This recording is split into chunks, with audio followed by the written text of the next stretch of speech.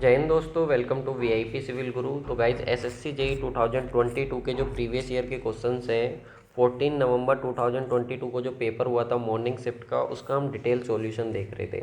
Detail solution है इसलिए आपकी तैयारी में ये चार चांद लगाने वाला है। तो आज हम लोगों की क्लास 2 होने वाली। इससे पहले हम लोगों ने क्लास 1 अपनी कंप्लीट कर ली है। अगर वो वीडियो आपने नहीं देखी है तो लिंक मैंने डिस्क्रिप्शन बॉक्स में दे दिया है, वहाँ से जा के आप लोग देख सकते हो। बाकी प्लेलिस्ट भी बनी हुई है तो वहाँ पर भी आप उसको देख सकते हो।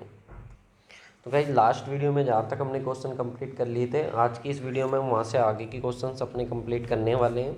तो आज का जो पहला क्वेश्चन है वो हमको बोल रहा है for the M20 concrete and Fe415 steel the balance moment of resistance. तो हमको बोल रहा है कि बैलेंस मोमेंट ऑफ रेजिस्टेंस जो होगा वो कितना होगा किसी भी कॉन्क्रीट सेक्शन के लिए जो M20 कॉन्क्रीट से मिलके बना हुआ है और साथ में जो स्टील उसमें यूज करी है हमने वो Fe415 स्टील हमने यूज़ की है। तो याद रखना बैलेंस मोमेंट ऑफ रेजिस्टेंस, जिसको हम लोग अपना लिमिटिंग मोमेंट ऑफ रेजिस्टेंस भी बोलते हैं। तो कई बार लिमिटिंग मोमेंट ऑफ रेजिस्टेंस पूछे आपसे या बैलेंस मोमेंट ऑफ रेजिस्टेंस पूछे तो उसका मतलब एक ही होता है। अब किसी भी कॉन्क्रीट सेक्शन के लिए हम लोग कैसे निकालते हैं, सपोज कोई बीम है, एक बीम है जिसकी विड्थ बी है और उसकी जो डेप्थ है आप लोग की इफेक्टिव डेप्थ वो आप लोग की कितनी है, स्मॉल डी है। तो इस बीम का जो आप लोग का लिमिटिंग मोमेंट ऑफ रेजिस्टेंस होगा वो होगा आप लोग का R U B D square. कितना होगा, R U B D square. अब आर यू क्या होता है, तो आर यू हमारे पास एक फैक्टर होता है जो डिपेंड करता है आप लोग का, आर यू डिपेंड करता है आप लोग का ग्रेड ऑफ स्टील के ऊपर। किसके ऊपर डिपेंड करता है, ग्रेड ऑफ स्टील के ऊपर। तो देखिए यहाँ पे हमारे पास एफ ई जो हमारे पास इल्ड स्ट्रेंथ ऑफ स्टील है और एक तरफ हमारे पास आर यू फैक्टर है। तो सपोज अगर हमने Fe250 अगर हमने यूज़ की है स्टील, तो उसके अकॉर्डिंग जो हमारे पास आर यू की वैल्यू हो जाएगी वो हो जाएगी 0.148 FCK। अब आप कहोगे सर ये आर यू की वैल्यू कहाँ से आई, तो इसके लिए वेट करो। अभी आप लोग को जो हमारा आई कोड है आई कोड 456/2000 उसमें आप लोग को इसका स्पेसिफिकेशन में दिखा दूंगा क्लियरली, ठीक है। अगर हमारे पास Fe415 है तो उसके लिए हमारे पास आर यू की वैल्यू होती है 0.138 FCK और Fe500 की वैल्यू होती है 0.133 FCK। कुछ लोग इसको ऐसे भी लिखते हैं एम यू लिमिटिंग को क्यू बी डी स्क्वायर। तो इस फैक्टर को वो लोग क्यू मान लेते हैं, तो उससे कोई फ़र्क नहीं पड़ रहा क्यू मानो या आर यू मानो। तो मोमेंट ऑफ रेजिस्टेंस है तो इसलिए आप लोग का मैंने यहाँ पे आर यू फैक्टर लिया हुआ है, ठीक है। तो अब यहाँ पे हमको बोला था गया था क्वेश्चन में Fe415 है, तो Fe415 के लिए आर यू की वैल्यू कितनी हो जाएगी, तो 0.138 FCK हमारे पास ये वैल्यू हो जाएगी। तो इसके अकॉर्डिंग हमने यहाँ पे क्या करा, अपना वैल्यू रख दी 0.138 FCK। अब FCK क्या है हमारे पास, FCK होती है करेक्टरिस्टिक स्ट्रेंथ ऑफ कॉन्क्रीट। तो अगर हमने M20 ग्रेड यूज़ करी है कॉन्क्रीट की तो इसकी करेक्टरिस्टिक स्ट्रेंथ कितनी हो जाएगी, FCK की वैल्यू हो जाएगी 20। तो हमने FCK की वैल्यू रख दी 20 BD स्क्वायर। जब हमने इसको सोल्व किया तो सोल्व करने के बाद हमारे पास आएगा 2.76 BD स्क्वायर, जो कि किस में लाई कर रहा है, हमारा ऑप्शन नंबर ए में लाई कर रहा है। तो करेक्ट आंसर हो जाएगा आप लोग का option number A, 2.76 BD square, ठीक है। इसके आगे अगर हम लोग बात करें तो जैसे कि मैंने आप लोग को बोला था कि जो हमारा IS कोड है 456/2000 उसमें साफ साफ बोला गया है द लिमिटिंग और balanced moment of resistance of the section given the following expression. इस एक्सप्रेशन से हम लोग कैलकुलेट करते हैं। तो ये एक्सप्रेशन क्या, आप लोग इसको देख लो, M U limiting is equal to होता है 0.36 एक्स यू मैक्सिमम या X U limiting upon D 1 minus के 0.42 XU limiting upon D FCK और BD स्क्वायर, ठीक है। तो ये जो हमारे पास पूरा है इतना को, इसको हमने ले लिया था आर यू। क्या ले लिया था, आर यू। अब ये जो आर यू है आप लोग का, अब ये डिपेंड करता है आप लोग का XU अपॉन डी के रेशियो पर। तो XU अपॉन डी जो है ये FY के अकॉर्डिंग फिक्स रेशियो हमारा निकल के आता है, तो इसलिए हम लोग इसको आर यू एज्यूम कर लेते हैं। कैसे आता है निकल के, तो देखो ये हमारे पास होता है Fi और ये आता है हमारे पास XU। तो XU लिमिटिंग जो होता है इसकी वैल्यू Fe250 के लिए होती है 0.53D, Fe415 के लिए होती है 0.48D और Fe500 के लिए होती है 0.46D। यहाँ पे D क्या होता है हमारे पास, इफेक्टिव डेप्थ। तो ये हमको मालूम है, तो इस वैल्यू को हम लोग यहाँ पे रख देते हैं अपना जो ग्रेड होती है उसके अकॉर्डिंग, और इसी के अकॉर्डिंग हम लोग अपना आर यू की वैल्यू निकाल लेते हैं। तो हमारा इससे क्या हो जाता है, शॉर्ट हो जाता है, पूरा हमको दोबारा से सोल्व करना नहीं पड़ता। बस इतना फ़ायदा हम लोगों को यहाँ से हो जाता है, ठीक है। तो आप लोगों को ये वैल्यू ध्यान रखनी जो मैंने आप लोग को बताई है, ये वैल्यू ध्यान रखो। आप लोगों से एग्जाम में पूछा जाता है, कई बार जेईई एग्जाम में बहुत बारे क्वेश्चंस आप लोग का एग्जाम में देखने को मिलता है, ठीक है। चलिए नेक्स्ट क्वेश्चन की हम लोग बात करते हैं। नेक्स्ट क्वेश्चन क्या है हमारे पास, नेक्स्ट क्वेश्चन में हमको बोल रहा है as per IS 800 2007 the slenderness ratio in the tension member where reversible stress due to load other than wind और सिस्मिक शुड नॉट एक्सीड। हमको बोल रहा है कि स्लेंडरनेस रेशियो हमारा कितना होगा टेंशन मेंबर के लिए अगर उसमें रिवर्सिबल स्ट्रेस आ रही हैं लोड की वजह से, और वो लोड जो है विंड या सिस्मिक लोड नहीं है हमारे पास, तो हमको बताना स्लेंडरनेस रेशियो की वैल्यू कितनी होगी। तो सबसे पहले बात करते हैं सर स्लेंडरनेस रेशियो क्या होता है और रिवर्सिबल स्ट्रेस क्या होती है। तो इसको आप ऐसे समझो, देखो अगर सपोज आपके पास क्या है, ये कोई भी दो कॉलम है और इसके ऊपर आप लोग की कोई भी एक बिल्डिंग बनी हुई है, ठीक है। अब बिल्डिंग बनी हुई तो ये कॉलम है आप लोग के पास, आपको मालूम है कॉलम में लोड है ऊपर से, तो इसमें कंप्रेशन आ रहा होगा आप लोग का, ठीक है, कंप्रेशन आ रहा होगा। लेकिन अगर सपोज इधर से विंड की स्पीड चलने लगे, इधर से विंड की स्पीड चलने लगे आप लोग की, तो विंड की स्पीड चलने लगे तो ये आप लोग की क्या बिल्डिंग ओवरटर्न करने की कोशिश करेगी, क्योंकि विंड अपना लोड लगाएगी। तो इसकी वजह से इसमें क्या आएगा, टेंशन, क्या आएगा, टेंशन। अब सपोज विंड पहले चल रही थी इस डायरेक्शन में, अब विंड इस डायरेक्शन में चलने लगे, तो अब इस डायरेक्शन में चलने लगे तो आप लोग को क्या होगा, इस पर आप लोग को क्या कंप्रेशन आएगा। तो अब ये अगर इधर से चलने लगी तो इधर टेंशन और इधर क्या जाएगा, कंप्रेशन। तो इसको बोलते हैं स्ट्रेस रिवर्सिबल, यानी कि जो स्ट्रेस पहले आ रही थी वो चेंज हो जाए। अगर पहले कंप्रेशन आ रहा था तो फिर टेंशन, टेंशन आ रहा था तो कंप्रेशन, तो इसको हम लोग बोलते हैं स्ट्रेस रिवर्सिबल। इसको आप ऐसे भी समझ सकते हो कि अगर सपोज एक पेड़ है, पेड़ है इधर से अगर हवा चलने लगे तो हवा चलने लगे तो इसमें आप लोग मालूम है कि अगर हवा चलेगी तो इधर की तरफ झुकेगा, इधर की तरफ झुकेगा तो खींचने की कोशिश करेगा तो टेंशन आएगी। अब इधर से फिर हवा इधर को चलने लगे तो अभी आप लोग को नीचे की तरफ झुकेगा तो इसमें आप लोग की कंप्रेशन आएगा। तो इस तरीके से टेंशन और कंप्रेशन क्या होता है आप लोग का रिवर्सिबल होता रहता है, ठीक है। तो इसको बोलते हैं स्ट्रेस रिवर्सिबल। अब स्लेंडरनेस रेशियो क्या होता है, तो स्लेंडरनेस रेशियो होता है आप लोग का L effective upon R minimum, L effective upon R minimum. L effective होता है हमारे पास effective length of column, R minimum होता है हमारे पास स्लेंडरनेस रेशियो। हमारे पास क्या होता है, स्लेंडरनेस रेशियो, ठीक है। तो slenderness ratio sorry slenderness ratio होता है हमारे पास लैम्डा, और आर मिनिमम होता है हमारे पास रेडियस ऑफ जायरेशन, मैंने शायद गलत बोल दिया, रेडियस ऑफ जायरेशन, ठीक है। तो यह हमारे पास मिनिमम रेडियस ऑफ जायरेशन होता है, इफेक्टिव लेंथ होता है स्लेंडरनेस रेशियो। और याद रखना स्लेंडरनेस रेशियो होता है वो डायरेक्टली प्रोपोर्शनल होता है किसके, बकलिंग के। मतलब किसी भी अगर कॉलम के लिए हमारा स्लेंडरनेस रेशियो जितना ज़्यादा होगा उसमें आप लोग की बकलिंग क्या होगी, उतनी ज़्यादा होगी। कोई भी मेंबर हो स्लेंडरनेस रेशियो ज़्यादा मतलब उसके लिए बकलिंग ज़्यादा, ठीक है। अब हम बात करते हैं हमारा अगर टेंशन मेंबर है और टेंशन मेंबर में जो स्ट्रेस रिवर्सिबल है वो लोड की वजह से अदर देन विंड और सिस्मिक, तो उसके लिए हमें बताना स्लेंडरनेस रेशियो की वैल्यू जो होगी वो कितनी होगी। तो यहाँ पे देखो हम लोग डिस्कस करते हैं टेंशन और कंप्रेशन मेंबर के लिए मैक्सिमम स्लेंडरनेस रेशियो कितना होता है। तो पहले टेंशन मेंबर के लिए देखो, तो a tension member in which reversible of direct stress occur due to load other than wind और सिस्मिक। तो आप लोग का विंड और सिस्मिक को छोड़ के अगर आप लोग का क्या है कि उसमें आप लोग की स्ट्रेस रिवर्सिबल आ रही है विंड सिस्मिक की वजह से कह सकते हैं, तो उस केस में आपके स्लेंडरनेस रेशियो की वैल्यू कितनी होती है, 180, जो हमसे क्वेश्चन में पूछा हुआ। तो करेक्ट आंसर हो जाएगा 180।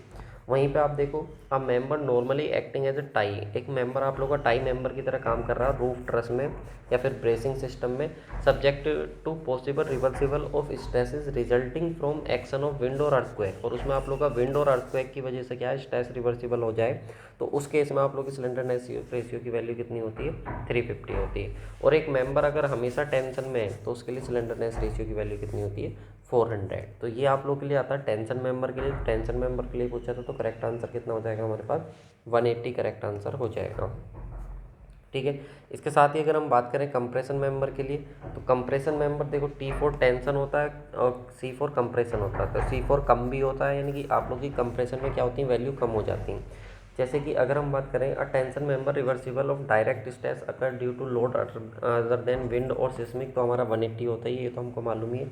लेकिन हम member carrying compressive load resulting from dead load and impose load, यानी कि एक मेंबर आप लोग का उस पर कंप्रेसिव लोड आ रहा है और वो आप लोग का डेड लोड इम्पोज लोड की वजह से आ रहा है, तो उस केस में आप लोग स्लेंडरनेस रेशियो की वैल्यू कितनी होगी, 180 होगी, ठीक है।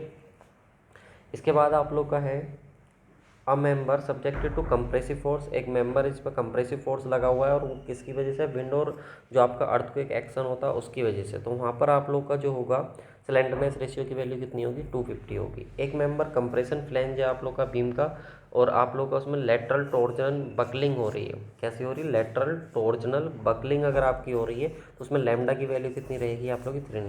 300। याद रखना इसमें स्लेंडरनेस रेशियो की वैल्यू ऐसे ही पूछ लेगा आप लोग इस कंप्रेशन फ्लैंज बीम का, और लेटरल बकलिंग की वजह से बताओ कितना आप लोग जो है मैक्सिमम स्लेंडरनेस रेशियो लोगे।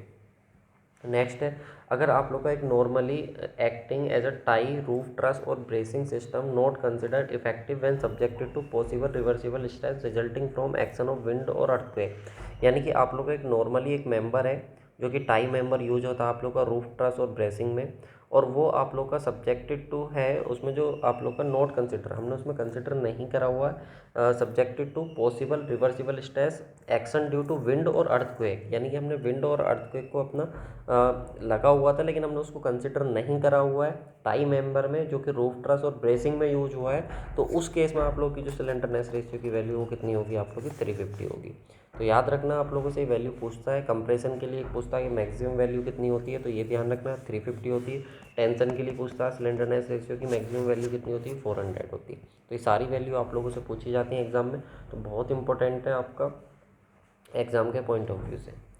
नेक्स्ट क्वेश्चन है आप लोग का, calculate the sound pressure level in decimal. हमें डेसिमल में साउंड प्रेशर लेवल या साउंड प्रेशर इंटेंसिटी हमको कैलकुलेट करनी है for a given sound pressure of 20 × 10⁻³ micro pascal. यानी कि जो हमारे पास साउंड प्रेशर है वो कितना है?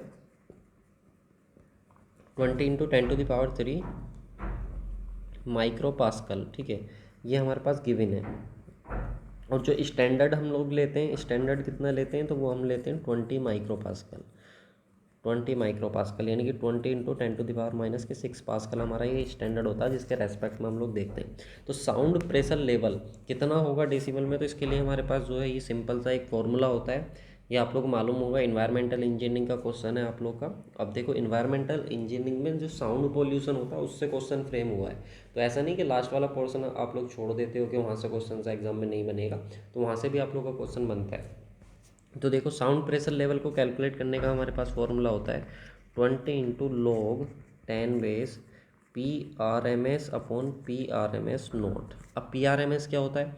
जो हमारे पास साउंड है जो गिवन है क्वेश्चंस का वो हम देखते हैं, और ये जो हमारे PRMS S नोट होता है ये स्टैंडर्ड वाला होता है। तो हमारे पास कितना गिवन है? 20 × 10⁻³ माइक्रो पास्कल, तो हमने इसको पास्कल में कर लिया। ठीक है, कैसे करा? 10⁻⁻6 से मल्टीप्लाई करके पास्कल में आ गया। अब 20 माइक्रो पास्कल था हमारे पास, 20 माइक्रो पास्कल को हमने किस में कर लिया? अपना पास्कल में। 10⁻⁻6 से मल्टीप्लाई करके सारी वैल्यू रख देंगे हम लोग। 20 log 10 बेस ऊपर आ जाएगा 0.02 जो गिवन था हमारे पास, वो स्टैंडर्ड वाला 20 × 10⁻⁻6। जब इसको सोल्व करेंगे हम लोग 20 log 10 बेस ये कितना हो जाएगा? 10⁻³ बचेगा जब सबको सोल्व आउट कर लेंगे तो। अब देखो log m की पावर n पावर शुरू में आ जाती है हमारे पास, तो 20 × 3 हो जाएगा, और log 10⁻10 तो log 10⁻10 की वैल्यू कितनी होगी? 1, और 23 जा कितना हो गया हमारे पास? 60। तो 60 डेसिमल जो हो जाएगी वो हमारे पास जो है साउंड प्रेशर लेवल आ जाएगा या साउंड प्रेशर इंटेंसिटी हमारे पास आ जाएगी। तो करेक्ट आंसर हो गया ऑप्शन नंबर डी। ठीक है, आई होप आपको ये क्लियर हुआ होगा। सिंपल सा फॉर्मूला आप लोग को ध्यान रखना है, इम्पोर्टेंट है। लेकिन नेक्स्ट क्वेश्चन है हमारे पास, इसमें क्या बोल रहा है? Which of the following statement is true. हमको बताना है इनमें से कौन सा स्टेटमेंट ट्रू होगा। हमारे पास दो स्टेटमेंट हैं, फर्स्ट और सेकंड, इनमें से बताना कौन सा ट्रू होगा। सबसे पहले CST series of sleeper are made of wood. जो CST होता है आप लोग का, सीरीज जो होती है स्लीपर्स की। अब स्लीपर्स क्या होते हैं? तो आप लोगों ने देखा होगा जो रेल्स होती हैं, रेल्स जिनके ऊपर टिकी हुई होती हैं, सबसे पहले आप लोगों ने देखा होगा स्टोन होता है। सबसे पहले सबग्रेड होता है, क्या होता है? सबग्रेड मिट्टी होती है, उसके ऊपर आप लोग का स्टोन होता है, बलास्ट जिसको बोलते हैं हम लोग। फिर उसके ऊपर आप लोग का क्या होता है? स्लीपर होता है, स्लीपर के ऊपर आप लोग की रेल्स होती हैं। ठीक है, ये पूरा सिस्टम होता है। तो उसमें जो आप लोग के स्लीपर होते हैं, जो आप लोगों ने आजकल देखे होंगे RCC के आप लोग के होते हैं, प्रीस्ट्रेस कंक्रीट के, तो उसमें बात कर रहा है एक CST के स्लीपर होते हैं। CST series of sleeper are made up of wood, क्या वो वुड के बने हुए होते हैं? पहला स्टेटमेंट है। दूसरा है द कंपोजिट स्लीपर इंडेक्स, जो आप लोग का CSI होता है, is calculated for wooden sleeper. तो जो CSI निकालते हैं हम लोग, क्या उसको हम लोग वुडन स्लीपर के लिए निकालते हैं? तो सबसे पहले बात करते हैं CST है क्या। तो CST है आप लोग के पास सेंट्रल स्टैंडर्ड ट्रायल, क्या बोलते हैं इसको, सेंट्रल स्टैंडर्ड ट्रायल। तो सेंट्रल स्टैंडर्ड ट्रायल की बात करें तो हमारे पास स्टैंडर्ड सीरीज होती है स्लीपर की, और साथ में क्या होता है, used for cast iron sleeper. और ये किस लिए होता है, कास्ट आयरन स्लीपर्स के लिए हम लोग यूज़ करते हैं। तो पहले वाले स्टेटमेंट में बोला था कि वुड के बने हुए होते हैं, नहीं भाई, ये किसके बने हुए होते हैं, हमारे पास कास्ट आयरन के बने हुए होते हैं। तो पहला वाला तो स्टेटमेंट हो गया गलत हमारा। तो नेक्स्ट हमारे पास बचता है, तो composite sleeper index is calculated for wooden sleeper, तो ये बात बिल्कुल सही है। तो सेकंड वाला जो हो जाएगा हमारे पास वो करेक्ट हो जाएगा। जो हमारे पास कंपोजिट स्लीपर इंडेक्स होती है वो वुडन स्लीपर के लिए निकाली जाती है। अब आपके दिमाग में आएगा सर ये कंपोजिट स्लीपर इंडेक्स होती क्या है कि नहीं। तो चलिए इसके बारे में हम लोग बात करते हैं। तो सबसे पहले मैंने आप लोगों को CST सीरीज़ क्या होती है स्लीपर्स की बताई दिया, जिसमें कास्ट आयरन के जो पाइप्स होते हैं वो बने हुए होते हैं। अब बात करते हैं CSI की, जो हमारे पास होता है composite sleeper index. Composite sleeper index की बात करें तो the composite sleeper index is the hardness index of wood, यानी कि जो आप लोग की वुड होती है, जो टिम्बर होती है, उसकी हम लोग हार्डनेस को रिप्रेजेंट करते हैं। किसके बारे में बताती है, हार्डनेस के बारे में बताती है। To determine the suitability of particular timber to use sleeper, यानी कि जो आप लोग का टिम्बर है, जो वुड है, वो स्लीपर के लिए सुटेबल है या नहीं, ये हम किसके बेस पर डिसाइड करते हैं, तो CSI जो कंपोजिट स्लीपर इंडेक्स होता है उसके बेस पर हम डिसाइड करते हैं। अब CSI को कैलकुलेट करने का तरीका होता है S प्लस के 10H/20। अब S क्या होता है सर, तो S होता है हमारे पास स्ट्रेंथ इंडेक्स, और H क्या होता है सर हमारे पास, तो H होता है हमारे पास हार्डनेस इंडेक्स। तो चाहे स्ट्रेंथ इंडेक्स हो या हार्डनेस इंडेक्स हो, दोनों को हम कैलकुलेट करते हैं जब हमारे पास जो वुड है उस वुड के अंदर 12% मॉइस्चर होना चाहिए। तो 12% अगर मॉइस्चर है तो उस पर हम लोग उसका S और H दोनों कैलकुलेट कर लेते हैं। तो इसलिए हमारे पास सेकंड स्टेटमेंट क्या हो जाएगा, आप लोग का करेक्ट हो जाएगा। इसके साथ ही अगर हम बात करें तो जैसे कि मैंने आप लोग को बोला था, CSI जो कंपोजिट स्लीपर इंडेक्स है वो आपको डिसाइड करती है कि आप इस वुड को स्लीपर के लिए यूज कर सकते हो या नहीं। तो अलग अलग वुड के लिए देखो, अगर आप ट्रैक स्लीपर बना रहे हो तो ट्रैक स्लीपर के लिए जो आप लोगों का कंपोजिट स्लीपर इंडेक्स है उसकी वैल्यू जो है वो 783 होनी चाहिए। फिर से बता रहा हूँ, वेरी वेरी इंपॉर्टेंट है, एग्जाम में पूछा जाता है। अगर क्रॉसिंग स्लीपर बना रहे हो तो क्रॉसिंग स्लीपर के लिए जो कंपोजिट स्लीपर इंडेक्स की वैल्यू है 1352 होनी चाहिए। और अगर आप लोग ब्रिज स्लीपर बना रहे हो, यानी कि ब्रिज पे आपने स्लीपर को यूज करा हुआ है, तो उस केस में आप लोग की कंपोजिट स्लीपर इंडेक्स की वैल्यू जो है 1455 आप लोग की होनी चाहिए। आप लोगों से पूछा जाता है एग्जाम में, बहुत सारे एग्जाम्स में, रेलवे के एग्जाम में तो पता नहीं कितनी बार ये क्वेश्चंस पूछा गया है, तो इसलिए आप इसको याद रखेंगे। नेक्स्ट क्वेश्चन है आपके पास, a cantilever beam of length L subjected to UDL of intensity W per metre length over its middle third part पे calculate the shear force at its mid span and fixed end और middle span पे हमको क्या निकालना है, shear force निकालना है। तो सबसे पहले कैंटिलीवर बीम की बात करेंगे। तो कैंटिलीवर बीम क्या होता है, जिसका एक एंड फिक्स हो और दूसरा एंड क्या हो, फ्री हो। इतना क्लियर हो गया। अब इस कैंटिलीवर बीम का क्या है, इसको बोला हमारा UDL लगा हुआ है W पर मीटर लेंथ का ओवर द मिडिल थर्ड, यानी कि मिडिल थर्ड मतलब इसके 3 हिस्से करने हैं हमको, और 3 हिस्से करने के बाद जो बीच का हिस्सा है, इस बीच के हिस्से पे ये L/3 है, ये भी L/3 है और ये भी L/3, तभी तो आप लोग का देखो पूरा कितना हो जाएगा, L हो जाएगा ना। तो उसने बोला मिडिल थर्ड पे जो है वो आप लोग का W पर मीटर हिसाब से आप लोग का क्या है, लोड लगा हुआ है, ठीक है। तो आपको क्या बताना है, शियर फोर्स बताना है, कहाँ पर, इसके फिक्स्ड एंड पर और मिड में, बिल्कुल मिड में। तो इसको मैं थोड़ा सा कलर चेंज कर लेता हूँ आप लोगों के लिए कन्फ्यूजन ना हो। एक तो इस फिक्स्ड एंड पे बताना और एक इसके बिल्कुल मिड में बताना, यानी कि एक हमको बताना है एक्चुअली में L/2 पर कितना होगा, और एक बताना है यहाँ पर। तो इसको हम A ले लें, इसको हम लोग B ले लें और इस पॉइंट को हम लोग C ले लें, ठीक है। अब हमें शियर फोर्स बताना है। तो सर शियर फोर्स होता क्या है, सबसे पहले तो ये बता दूँ। तो शियर फोर्स क्या होता है, अगर हमारे पास कोई भी एक बीम है सपोज, तो एक बीम है और इस पर क्या कुछ भी ट्रांसवर्स लोड आ रहा है और नीचे से आप लोग का क्या है, रेजिस्टेंस है, तो आप लोग कोई भी सेक्शन कंसिडर कर लो। तो शियर फोर्स क्या होता है, उस सेक्शन के लेफ्ट में या राइट में, जितने भी आप लोग के ट्रांसवर्स फोर्स होते हैं उनका आप लोग का समेसन, कैसा, एल्जेब्रिक समेसन, इस चीज़ का ध्यान रखना, algebraic summation of transverse forces either left of the section और राइट ऑफ द सेक्शन। तो राइट और लेफ्ट में सेक्शन के जो भी ट्रांसवर्स फोर्स आ रहे हैं उनका एल्जेब्रिक सम जो होता है हमारे पास, वो हमको क्या दे देता है, शियर फोर्स दे देता है, ठीक है। अब हमको सबसे पहले निकालना था मिड में। तो अगर मिड में निकालना तो मैं क्या करूँगा, मिड में सेक्शन कंसिडर कर लिया मैंने, ये मान लो XX सेक्शन ले लिया मिड में L/2 पे। तो अब मुझे क्या बताना है, शियर फोर्स बताना है। तो मिड पे अगर बताना है तो मिड पे देखो, या तो सेक्शन के लेफ्ट में देख लो या राइट में देख लो। तो अगर आप लेफ्ट में देखोगे तो यहाँ पर आपको रिएक्शन नहीं मालूम, रिएक्शन नहीं मालूम, तो रिएक्शन नहीं मालूम तो हम लेफ्ट में नहीं देख रहे हैं, हम लोग राइट में देख लेते हैं। तो सेक्शन के राइट में जब हम लोग देखेंगे ये L/2 है हमारे पास, तो सेक्शन के राइट में जो है हमारे पास कितना हो जाएगा, ये हमारे पास L/3 था, मिडिल वाला पोर्शन L/3 था, तो ये कितना बचेगा L/6, और ये भी कितना हो जाएगा L/6, इतना पोर्शन L/6 हो जाएगा। तो देखो जरा W लोड लगा था पर मीटर के हिसाब से कितनी लेंथ पे, L/6 पे, तो कितना हो जाएगा W L/6, तो W L/6 शियर फोर्स हो जाएगा आप लोग का मिड पे, चाहे आप लेफ्ट में देख लो या राइट में देख लो। तो W L/6 कौन से ऑप्शन में लाई कर रहा है, ऑप्शन नंबर ए में लाई कर रहा है, मिड स्पैन पर W L/6। अब हम लोग देख लेते हैं अपना यहाँ पे और देख लेते हैं फिक्स्ड एंड पे। तो फिक्स्ड एंड पे अगर मैं सेक्शन कंसिडर करूँगा तो या तो लेफ्ट में देख लो या राइट में, तो हम लोग राइट में देखते हैं। तो जब हम लोग राइट में देखेंगे अपना, तो W लोड लगा हुआ था पर मीटर के हिसाब से कितनी लेंथ पे लगा हुआ था, सिर्फ L/3 पे, तो L/3 पे आएगा, तो W L/3, तो ये आएगी हमारे पास W L/3 फिक्स्ड एंड पे। तो करेक्ट आंसर हो जाएगा ऑप्शन नंबर ए।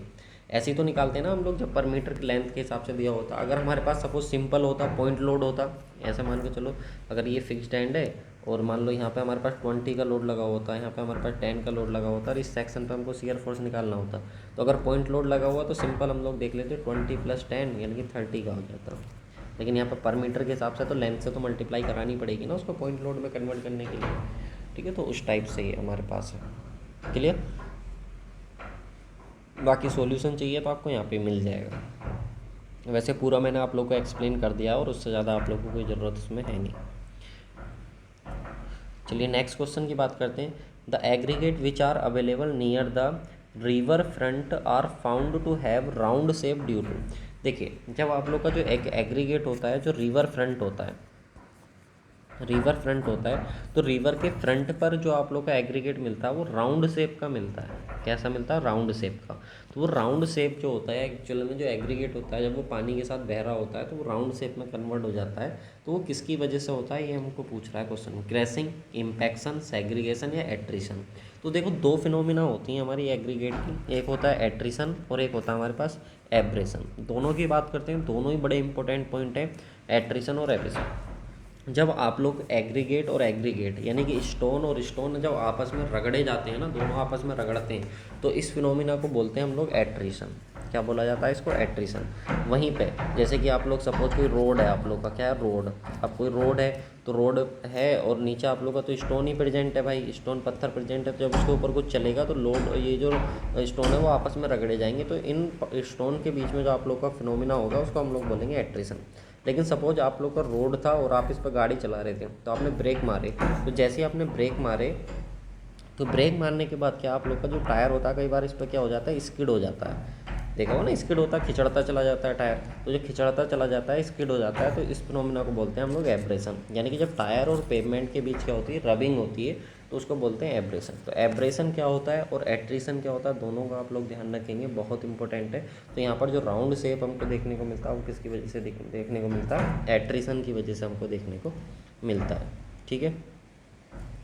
अब सारी चीज़ों के बारे में बात करेंगे हम एग्रीगेट से रिलेटेड। देखो मैंने बोला था डिटेल एक्सप्लेनेशन है, तो तैयारी में 4 चांद लगाने हैं, तो ये आप लोगों का सारा रिवीजन करके देगा ये कंप्लीट, ठीक है। अब एट्रिशन क्या होता है वो तो मैं ऑलरेडी आप लोगों को बता ही चुका हूँ एट्रिशन के बारे में, कि रबिंग ऑफ एग्रीगेट होता है इटसेल्फ, आपस में जो एग्रीगेट रगड़ा जाता है उसको हम लोग क्या बोलते हैं, अपना एट्रिशन बोलते हैं। अब बात आती है क्रैशिंग की। तो क्रैशिंग क्या है, तो क्रैशिंग एक्चुअली में क्या है, क्रैशिंग टेस्ट भी हमारा परफॉर्म करा जाता है। इसमें हम लोग क्या करते हैं, जो हमारे पास एग्रीगेट होता है उस एग्रीगेट के लिए हम क्रैशिंग वैल्यू अपनी निकालते हैं, और वो क्रैशिंग वैल्यू जो होती है उसके लिए हम लोग क्या करते हैं, जो हमारे पास एग्रीगेट होता है उस पर हम लोग ग्रेजुअली लोड अप्लाई करते हैं।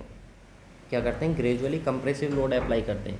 अब ग्रेजुअली कंप्रेसिव लोड अप्लाई करते हैं, उसके लिए हम लोग करते क्या है कि जो हमारे पास एग्रीगेट होता है पहले उसको हम लोग सुखा लेते हैं अच्छे से, उसको ड्राई कर लेते हैं। फिर ड्राई करने के बाद हम लोग क्या करते हैं, इसको हमारे पास सीव होती है 12.5 mm की सीप से जो एग्रीगेट पास कर जाता है, और 10 mm की सीप पे जो एग्रीगेट हमारा रिटेन कर जाता है, उस एग्रीगेट को हम लोग ले लेते हैं। और उस एग्रीगेट को लेने के बाद हम लोग क्या करते हैं, एक सिलेंडर होता है हमारे पास, उस सिलेंडर के अंदर हम लोग उसको भर लेते हैं। और उस पर हम लोग क्या करते हैं, जो सिलेंडर होता है हमारे पास जिसका जो 11.5 mm डायमीटर और 18 सेंटीमीटर की हाइट होती है, उसको 3 लेयर्स में हम लोग क्या कर लेते हैं, फिल कर लेते हैं। फिल करने के बाद हम लोग क्या करते हैं, 25 टाइम्स हम लोग क्या करते हैं, उस पर जो हमारे पास टेम्परिंग रोड होती है उसकी हेल्प से हम उसको क्या करते हैं, टेम्पर्स करते हैं 3 लेयर्स में, मतलब उसको ठोकते हैं, दबाते हैं उसको टेम्परिंग रोड की हेल्प से। उसके बाद हम लोग क्या करते हैं, उस पर लोड अप्लाई करते हैं अपना।